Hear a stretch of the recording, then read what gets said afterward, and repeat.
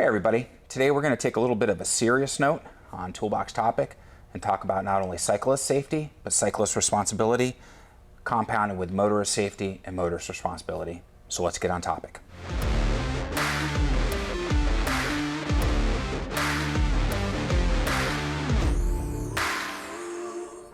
Hey everybody, it's Thomas with Get Out Arizona, and you're watching another episode of Toolbox Topic. Joined once again by my co-host Brandon Van Leuven. Brandon, how are you? Doing all right. All right, so as I alluded to before, this is going to be a serious toolbox topic that concerns the safety of everybody sharing the road. I'm going to let Brandon start out and give you a little explanation on why we felt it was prudent and necessary to do this video. Brandon. Right. So just under a week ago, Saturday morning passed, I forget the date, was it the 25th? 25th. Yeah. We had a number of our West Valley cyclists hit by a driver. 2 people unfortunately were killed, 11 in the hospital. One of them, my good friend Mike, who also works here. We don't know exactly what happened. That is still out for debate. That's still out. The investigation, An investigation is ongoing, but it doesn't. It leads to some kind of road rage to most of the people, and I'm totally speculating. Please don't hold me to this. Yep, this is going to be a lot of conjecture and hypothesizing here. Yep, absolutely. We always say that if it happens by an honest accident, yeah, that's a calculated risk that we take when we're out there. Absolutely. If it happens by impairment or medical emergency, there's how much we can do about that. Well, the impairment we can, medical emergency we can't. A bit, yeah, but nothing I can speak to about that. No, that's part. true. But if it has to do with someone who has animosity towards cyclists, this is something now that I can speak about. Yes. And so I think I want to start this by how we end it. And how do you end it every time? Let's be kind to ourselves and others. Be amazing stewards on the trail or the road. I mean, that should go without saying. Right. And these are the tenets that we've had from the beginning. Right. And I've always appreciated that ending from the first time. Just like, oh shit, that's a hell of a message. So we need to start with that today. And so we're going to be honest. We're going to, just kind of have a conversation about this, but really take a look in the mirror. Let's all, cyclists, motorists, and I hope we reach people that don't cycle. We drive cars too. Yeah. We're also cyclists. Mm-hmm. We see the worst of both. Yes. And both sides have a lot of responsibility and learn, and a lot of understanding that needs to come through, for sure. So as we were talking before this, we might stumble through this a little bit, but we got some things. Give us a little bit of grace, guys. Yeah, a little bit of grace on this one. This one is not scripted. Nope. I don't think any of them are. We just kind of shoot from the hip. So for the people out there that have been following us from the beginning, we do appreciate your support, and we ask that if there was going to be a toolbox topic that you shared, this would be the one. Okay, let's get the word out there. I will also say that I'm working on a garage talk topic, which is going to dive into the very specific Arizona revised statutes for bicyclists, for cyclists, and for motorists as well. So we won't get too much into the law as it applies here in this video, but that is going to be coming up here in the next couple days, so please watch for that one as well. Yeah. Now, I've been a cyclist since I was 18, so we're going to say 32 years. And in that time, I've been hit twice, and I've been thankful that I had my helmet on, and there was nothing I could have done better. I'm following the rules of the road. I've got my light, my helmet, and everything like that, and I still got hit. And both times, the motorist did not stop. And luckily, I wasn't seriously injured. Both times concussion, both times the helmet was cracked, which saved my melon. Mm-hmm. So I'm speaking from a place of it's happened to me. Knowing cyclists that have been hit, of course, this one really hits close to home, Mike being a friend of mine as well. It strikes an angry chord. Some of the comments that we've seen, they got what they deserve, they shouldn't have been on the road. Yep. There's so much hatred, and there doesn't need to be that amount of hatred. I help on a YouTube channel, but I don't do social media. Yeah. I don't do Instagram, I don't do Facebook, but I've had to do it to get information and see how people are doing this past week. And I made the mistake of going through and reading some of the comments, and they were downright hateful. They were despicable. Hateful. Yeah, yep. And that's my motivation for us doing this today is that not to say anything back at them, but maybe just get a little common understanding. Well, and then, so here's the thing too with social media, and again, guys, give us a little bit of grace on this. And let's back up to the day of the accident. The motorist was driving a truck with a trailer. He admitted to smoking marijuana several hours beforehand. We don't know what the toxicology report is. He's claiming that there was a vehicle malfunction. Preliminary reports say that there weren't. So there's a lot of unanswered questions. But I have been on the receiving end. I've been driving and seen what other motorists do to cyclists. I as well. They'll honk, they'll scream, they'll throw objects at them. There is no reason for this, my friends. Arizona state law says cyclists have the right to the number 2, the rightmost lane, and they can take up the full lane. Of course, we try to ride over as far to the right as possible within safety, gutters, all kinds of road debris and everything like that. We have the right to be there, but that also means we have the responsibility to obey all traffic laws. Red lights, signaling when we turn, all these safety precautions that we need to take. So we're also calling out our own community, because I have seen plenty of cyclists that do not adhere to those rules of the road, and in turn make it difficult for the ones who do. These are the ones that I think spark anger in motorists because they're not doing what they're supposed to. But for the motorists, I do not want you to hold the cycling community at large responsible or culpable for the negligence of a few, very small percentage, okay?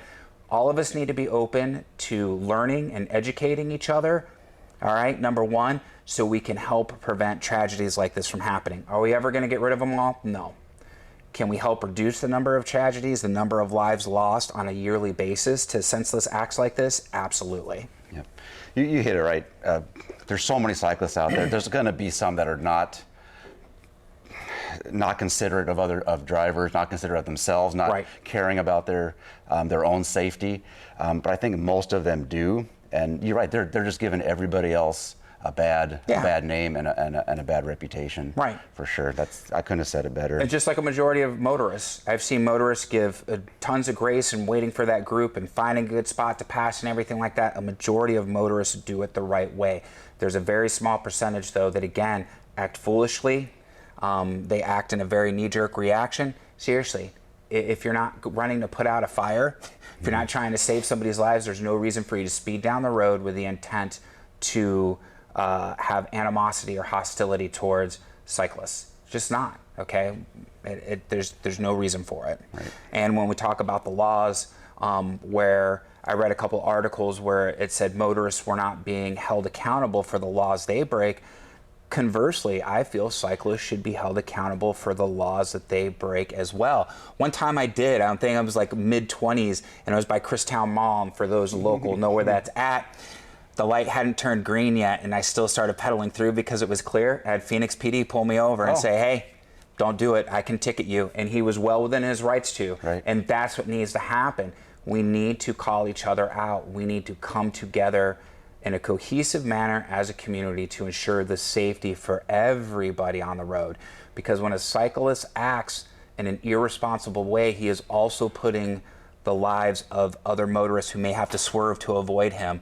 If there's a collision, what kind of debris is going to be spread through the road and possibly cause another collision with another oncoming vehicle or something. Right. We're not seeing past that initial action to the consequences down the road. So again, we're speaking to everybody here. It's not just singling out a certain group. All of us need to come together and take responsibility. Absolutely. Once our viewers are done watching this video in full, in its entirety, right, they should also just YouTube. It's a very easy search. It's a cyclist behaving badly, why people hate cyclists, all that. Right. It's all very good examples, and you see this happening on dash cams. Like, of course they're pissed off at us for doing these things. Of course. Absolutely. We have to be better for your own sakes. Yeah. Because also we're going to lose every time. Why would we do that? We're coming up against a 2,000+ pound vehicle. Why would you do this? You're gonna lose, I promise. Yeah, and again, I think it's a mentality on both parts. We don't think through the entire act to conclusion of what that consequence can be, and we don't realize that our selfish behavior or our arrogant behavior, how that affects not only the immediate but the reputation of everybody else who's involved with that. I mean, we see it in so many different, areas where one small percentage group creates a stigma for the entirety. I see this on the trail with mountain bikers, same thing. Don't get me started with mountain bikers. Yeah, hey, roadie. I am a mountain biker, but I'm also, I also hike with my wife. Yes.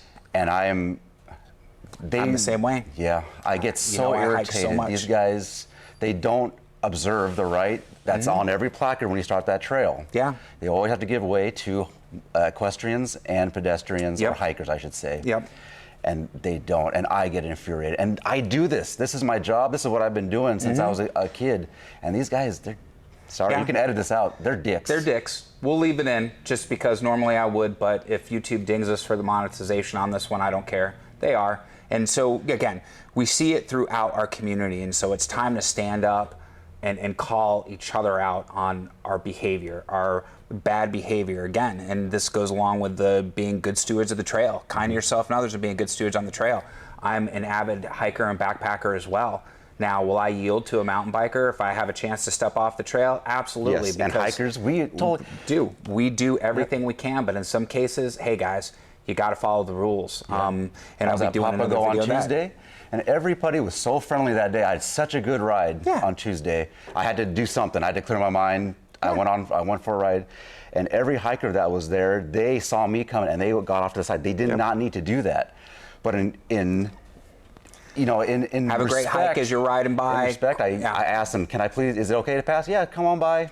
And because of those guys we were just talking about, I try to almost kill them with kindness. It's all you can Every do. time I'm out there, I feel like it's my duty to make up for those guys, and so I really go out of my way to say, "Have a great day. I appreciate you stepping aside for me. You don't need to. You don't need to do this, right?"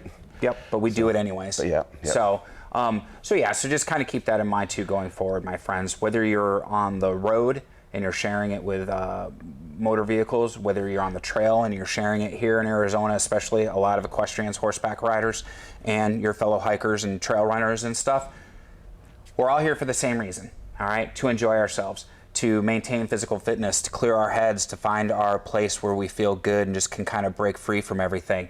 It shouldn't be a danger, and it shouldn't be because of the negligence of others that we feel endangered. As far as that goes, a lot of work on both sides. I'm going to have a bunch of links down below so you guys can, if you don't want to wait for the follow-up video, check out the Arizona revised statutes as far as rules for the road for cyclists and motorists and everything. Check out some organizations that you can support who are actively trying to educate motorists and cyclists so we can reduce the number of incidents. And Brandon and I here in the future will definitely do a full follow-up video on some safety tips as a cyclist that you can adhere to make yourself more visible. And again, these are precautions. These are things that we stress. Is it guaranteed? No. But for those who don't know some of the steps that they can take, we're going to go over that once again in an updated video. So I don't know, Brandon, is there anything else you want to add to this one? Just for the non-cyclists out there, just a little bit of patience sometimes.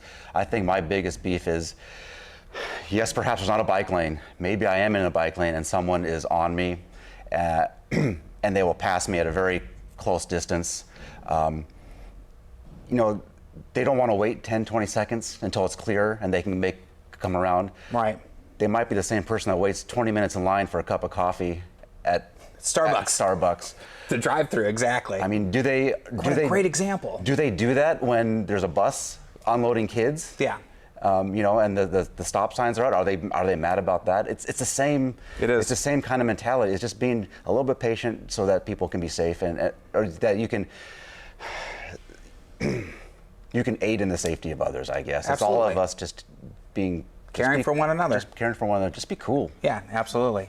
And a heads up real quick before we go, Arizona revised statute says you have to give a cyclist 3 feet of space when you pass. Anything less is actually a misdemeanor. I think it should be a felony, but what do I know? Shaved head, tattoos, use a camera for a living. So on that note, my friends, seriously, we couldn't thank you enough. Please hit the like and subscribe button. It's going to help out this video. It's going to help out the channel immensely. Please share. Any other video, I would love you to share, but I could care less as long as you share this one. It's going to make all the difference, and it actually could save somebody's life. And that's no joke when I say that. Links down below. Trek Bicycle Store West Phoenix is going to be the most important one. We're going to have some affiliate links, and we're going to have the links for those information for those websites that you can go to. Give us some feedback, share with us. I love how interactive this channel has become. It just makes me happy that we're able to aid and assist our community in a variety of different ways, and this should be no different as far as your safety. So on that note, my friends, what do we say? We started with it, we always end with it. Be kind to yourself and others. Be amazing stewards out on that trail. Let's lead by example. And we have to ask, what are you waiting for? Get out of Arizona. Amen to that, brother. We'll see you on that next adventure. Take care, everybody. Be safe, Be everyone. safe. Yeah, Brandon, we'll see you next week. For sure.